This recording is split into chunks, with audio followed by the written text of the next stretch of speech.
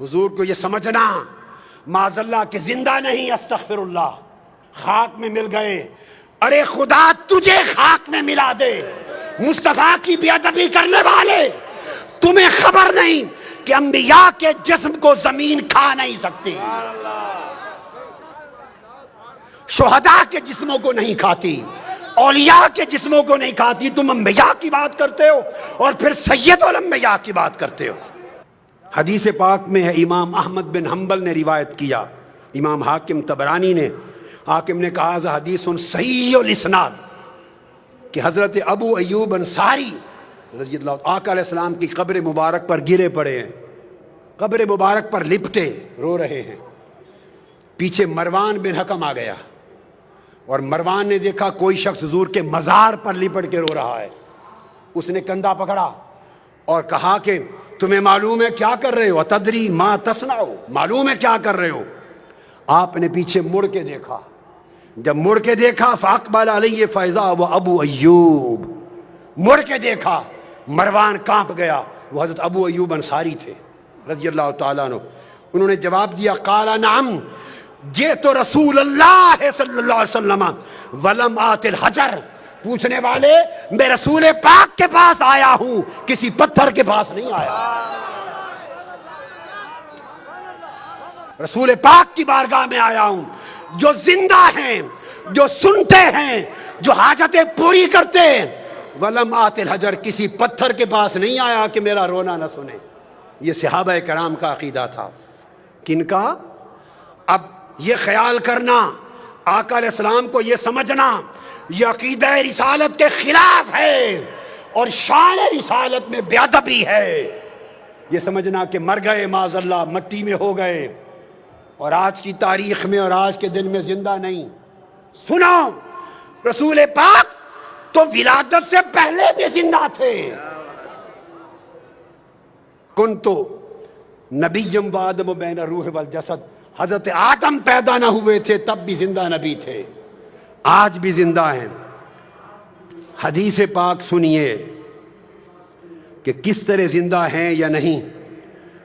ابو داؤد سیاستہ کی حدیث اور حدیث صحیح، حدیث نمبر 1047، سنن ابی داؤد، پھر سنن نسائی سن لیں، پھر ابن ماجہ، پھر مسند احمد بن حنبل، پھر صحیح ابن حبان، پھر مستدرک حاکم، کل کتب حدیث مختلف طرق سے حدیث صحیح لاتے ہیں اور اس کی توثیق ابن تیمیہ کے شاگرد علامہ ابن القیم کرتے ہیں۔ ابن القیم جلاء الافہام میں اوس بن اوس حدیث کے راوی ہیں۔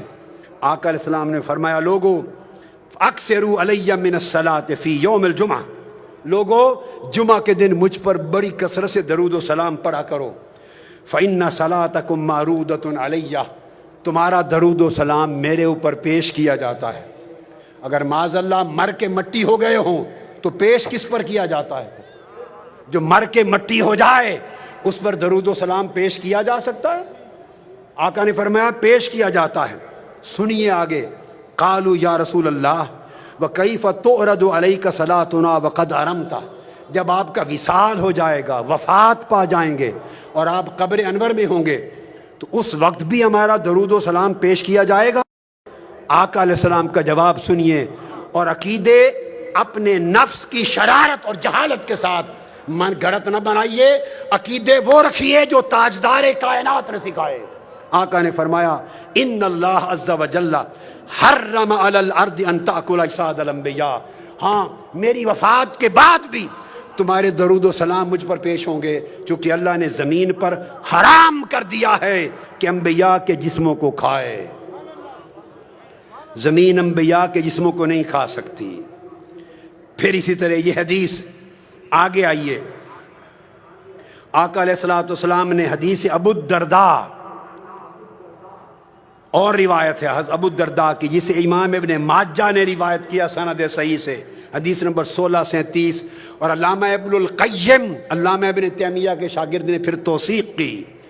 وہ آقا علیہ السلام نے فرمایا، ان احدا لا یصلی علی الا اردت علی صلاتہ حتی یفرغ منہا، فرمایا لوگو قیامت تک کوئی مسلمان ایسا نہیں جو مجھ پر درود و سلام پڑھے اور اس کے فارغ ہونے سے پہلے مجھ پر پیش نہ ہو جائے. ابھی درود و سلام ختم نہیں کرتا کہ مجھے پیش ہوتا ہے. صحابی کہتے ہیں حضرت ابو الدرداء قلت وبعد الموت، یا رسول اللہ جب آپ وفات فرما جائیں گے اس کے بعد بھی؟ لوگ کہتے ہیں آج کی تاریخ میں زندہ نہیں، معاذ اللہ. میں تمہیں آج کی تاریخ بتاتا ہوں کیا ہے. پوچھا وفات کے بعد بھی؟ آقا نے فرمایا قال ان اللہ حرم علی الارض ان تاکل اجساد الانبیاء فنبی اللہ حی یرزق. فرمایا ہاں وفات کے بعد بھی اللہ کے نبی پر زمین پر حرام کر دیا ہے کہ اللہ کے نبی کے جسم کو کھائے. اللہ کا نبی قبر میں زندہ ہوتا ہے، اسے قیامت تک رزق دیا جاتا ہے.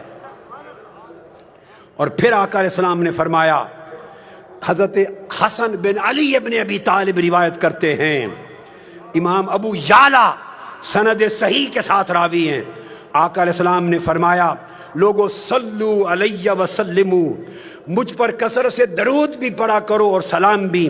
فإن صلاتکم وسلامکم یبلغنی اینما کنتم. ایک تو تھا کہ فرشتے پہنچاتے ہیں، نہیں یہ دوسری بات فرمائی.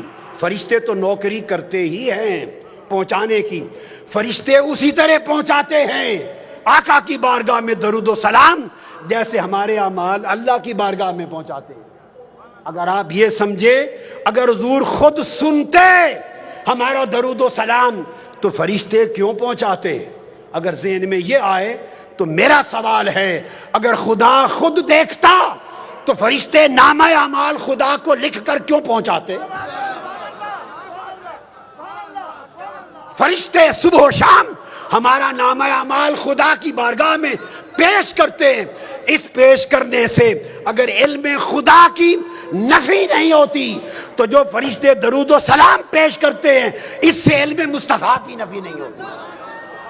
آقا علیہ السلام نے فرمایا مجھ پر درود و سلام کی کثرت کرو، اس لیے کہ تمہارا درود اور تمہارا سلام خود پہنچتا ہے مجھ پر جہاں بھی ہوتے ہو.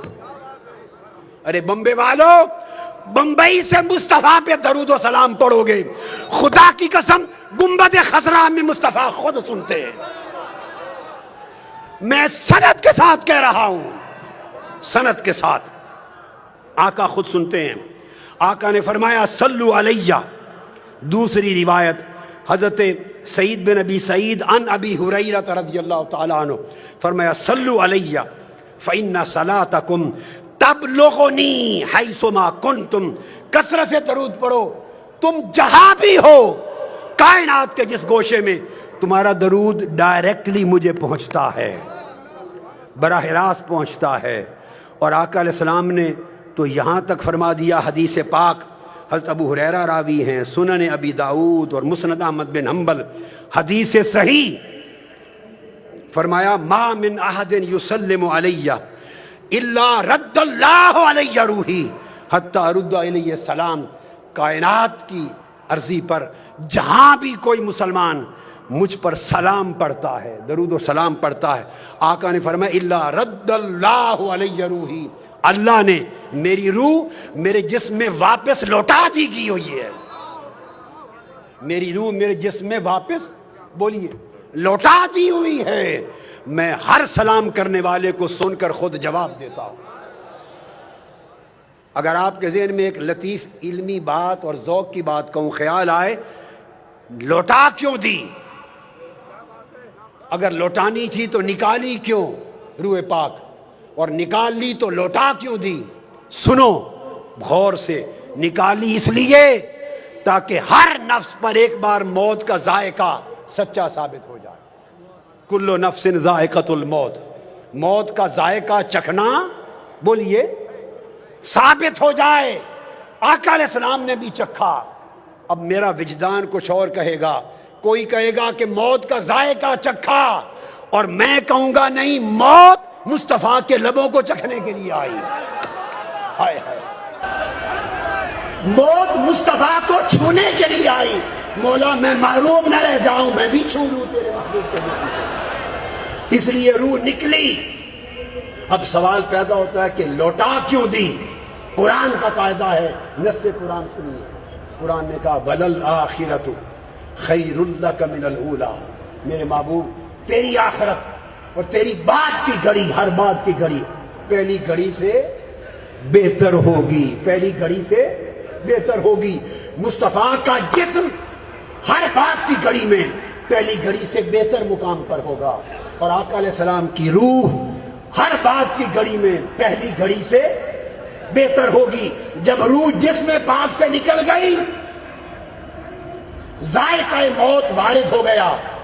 اب میں وجدانی بات کر رہا ہوں، ایسے لگتا ہے کہ جیسے روح کو جنتوں کو پیش کیا گیا ہوگا۔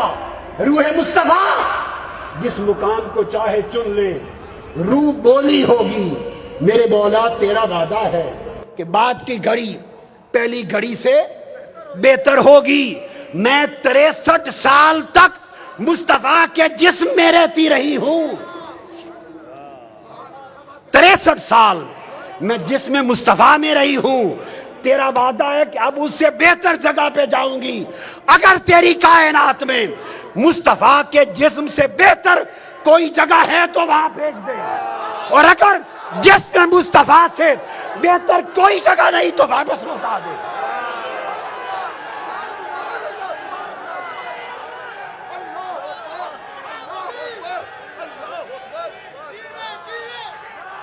لا محالہ رحمت خدا نے جواب دیا ہوگا، رحمت خدا نے، اے روح مصطفیٰ، مصطفیٰ کے جسم سے بہتر تو نہ فرش پر میرے پاس کوئی جگہ ہے، نہ عرش پر، نہ مکان پر، نہ لا مکان پر۔ مصطفیٰ کے جسم سے تو اعلیٰ جگہ نہیں۔ روح نے عرض کیا ہوگا باری تعالیٰ اگر جسم مصطفیٰ سے بہتر جگہ نہیں تو واپس لوٹا دے۔ حکم ہوا ہے روح مصطفیٰ پلٹ جا اور قیامت تک مصطفیٰ کے جسم میں رہے۔ اس لیے حضور جسمانی طور پہ بھی زندہ ہیں اور روحانی طور پر بھی زندہ ہیں۔